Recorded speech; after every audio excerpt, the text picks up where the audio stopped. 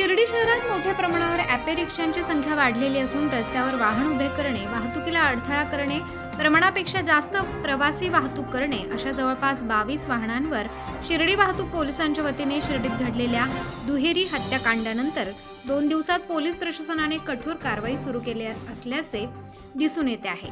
शिर्डी शहरात मोठ्या प्रमाणावर ॲपे रिक्षाची संख्या वाढलेली आहे। त्यात अल्पवयीन रिक्षा चालकांचा देखील समावेश आहे।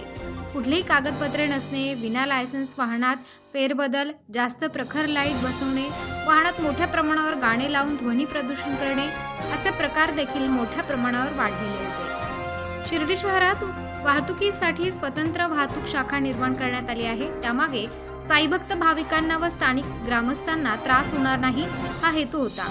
मात्र काही रिक्षा चालक वाहतुकीच्या नियमांकडे दुर्लक्ष करत भरधाव वेगाने वाहने चालवणे, रोडवर अडथळा निर्माण होईल अशा पद्धतीने उभी करणे अशा रिक्षा चालकांच्या विरोधात साईभक्त भाविकांच्या तक्रारी आलेल्या होत्या। त्यामुळे उपविभागीय अधिकारी शिरीष मोमणे, पोलीस निरीक्षक प्रदीप देशमुख यांच्या मार्गदर्शनाखाली कारवाई सुरू करण्यात आली आहे। या कारवाईमध्ये पोलीस विजय परदेशी, राजेंद्र साठे, प्रसाद इंगळे यांनी कारवाईत भाग घेतला।